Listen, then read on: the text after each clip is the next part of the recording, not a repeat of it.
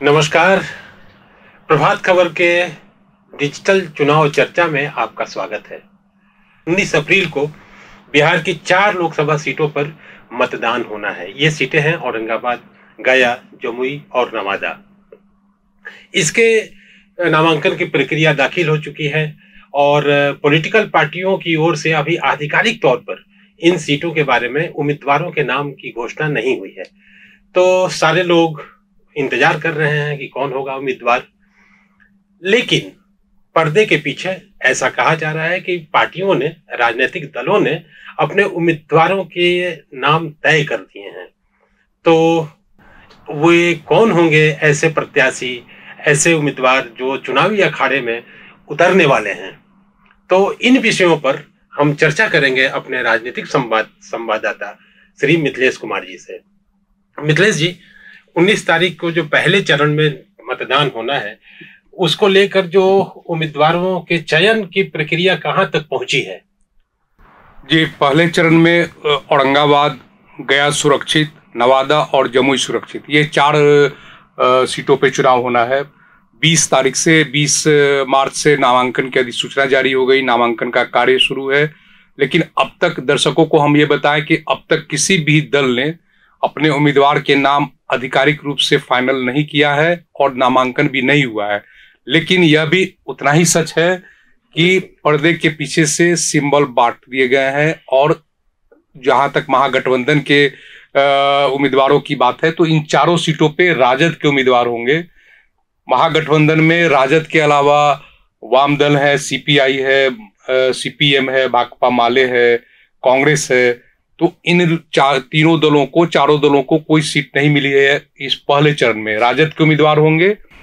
राजद ने औरंगाबाद से, जो अब तक की मेरी सूचना है, राजद ने औरंगाबाद से जदयू के पूर्व विधायक हैं अभय कुशवाहा, उनको अपना उम्मीदवार बनाने का फैसला किया है। गया से कुमार सर्वजीत, जो राजद के नेता हैं और पूर्व मंत्री भी रहे हैं, वो उम्मीदवार होंगे। मंत्री थे जी।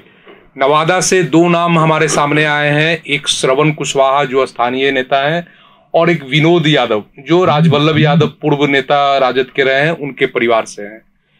जमुई में एक चौंकाने वाला नाम है, एक अर्चना रविदास महिला है जो पार्टी में सक्रिय रही हैं। उनके पति मुकेश रविदास चुनाव में भी पहले उम्मीदवार रहे हैं। तो इस पे राजद ने अपना वो दाव लगाया है और उम्मीदवार बनाया है इन 4 को। जहां तक हम लोग एनडीए की बात करते हैं, तो एनडीए में 4 सीटों में बीजेपी के खाते में औरंगाबाद और नवादा गया है, और गया की जो सीट है वो हम के जीतन राम मांझी के खाते में गया है। तो गया से जीतन राम मांझी उम्मीदवार होंगे। 28 मार्च को वो अपना नामांकन दाखिल करने वाले। ये स्थिति है अभी। बाकी बीजेपी और लोजपा को लेकर, चूंकि उनकी सीट रही है जमुई में और औरंगाबाद में बीजेपी तो खुद ही थी, तो बीजेपी के उम्मीदवारों को लेकर क्या सूचना है? बीजेपी के उम्मीदवारों की सूचना, तीसरी सूची अब से थोड़ी देर पहले जारी हुई है, तो हम लोग देख रहे हैं कि उसमें औरंगाबाद और नवादा है या नहीं। जहां तक औरंगाबाद बीजेपी की परंपरागत सीट रही है, 2 बार सुशील कुमार सिंह वहां से सांसद भाजपा के रहे हैं। इस बार भी उन्होंने जोर लगाया है। पार्टी सूत्रों का जो हमारे पास सूचना है कि सुशील कुमार सिंह इस बार भी वो उम्मीदवार हो सकते हैं। अभी तय नहीं हुआ है। नवादा की जो सीट है वो पिछली बार लोजपा के खाते में थी, इस बार बीजेपी ने अपने खाते में रखा है। तो भाजपा से एक विवेक ठाकुर जो राज्यसभा के उम्मीदवार है, उनके नामों की भी चर्चा है। दूसरी चर्चा डॉक्टर सीपी ठाकुर के बेटे जी। दूसरी चर्चा ये है कि लोजपा के जो अभी मौजूदा सांसद हैं चंदन सिंह, जो वो पूर्व सांसद सूरजभान सिंह के भाई हैं, उनके नामों की हो सकता है कि वो अंतिम समय में बीजेपी की ओर रुख करे और वो उम्मीदवार हो। तो ये 2 संभावना बन रही है। जहां तक लोजपा की बात है, तो जमुई में एक नया नाम आया है अरुण भारती का। वो रिश्ते में चिराग पासवान के संबंधी लगते हैं, वो रिश्तेदार बताए जाते हैं। अभी औपचारिक घोषणा नहीं हुई है, लेकिन संभावना है कि अरुण भारती ही लोजपा एनडीए के कैंडिडेट होंगे। तो अब तक की जो सूचना मिल रही है या जो सीन उभर रहा है, उसमें हाजीपुर को लेकर, हालांकि हाजीपुर का चुनाव तो उसके बाद के 5वें चरण में 20 मई को होना है, लेकिन उस सीट को लेकर अभी काफी कयास और चर्चा का बाजार गर्म है।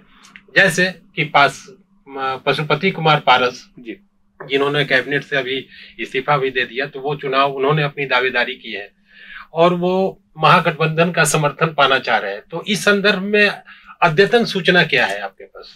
हाजीपुर एक सीट जो है लोकसभा के लिए, वो दोनों ही गुट के लिए, एनडीए के लिए भी और महागठबंधन दोनों के लिए ये प्रतिष्ठा का सवाल है।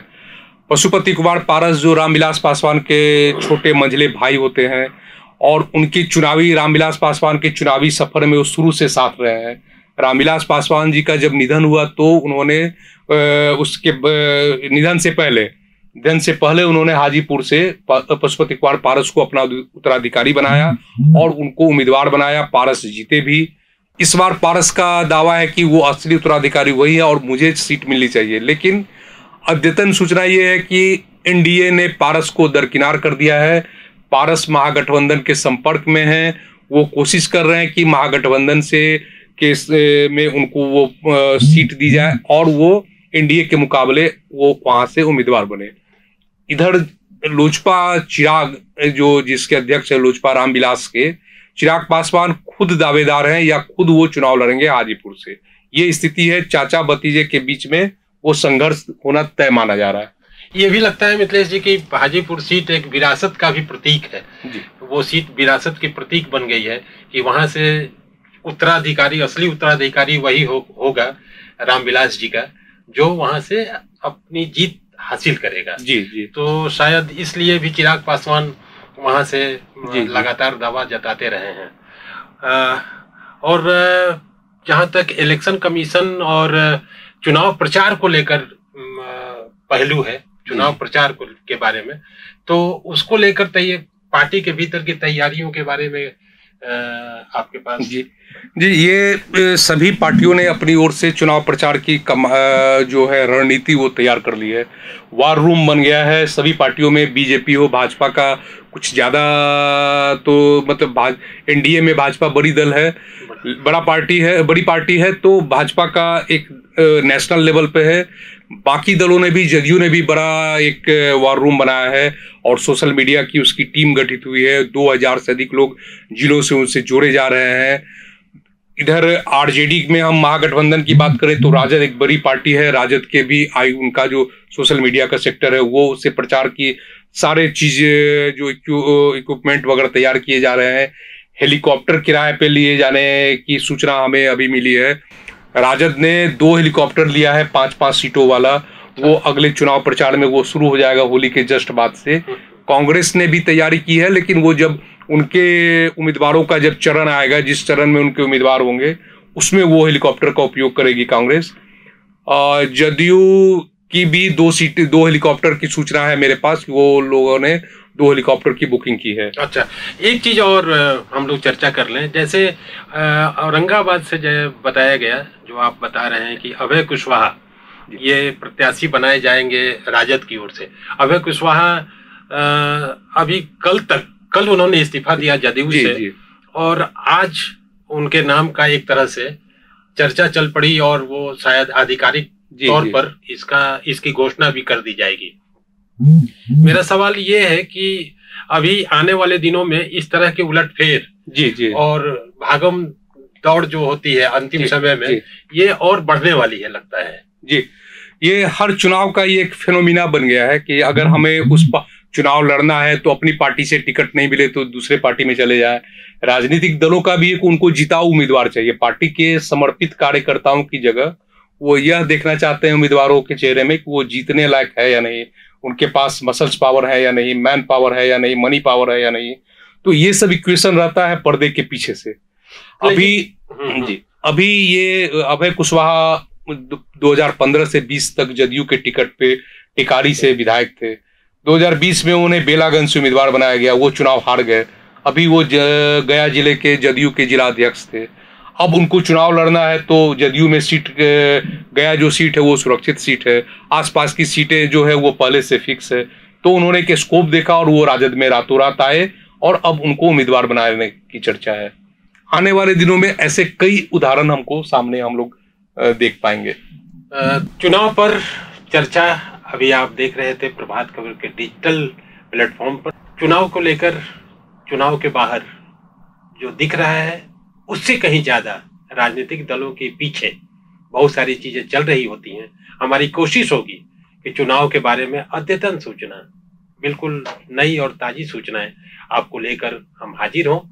आपका बहुत बहुत धन्यवाद। नमस्कार। प्रभातखबर.com, विश्वास वही, रफ्तार नहीं।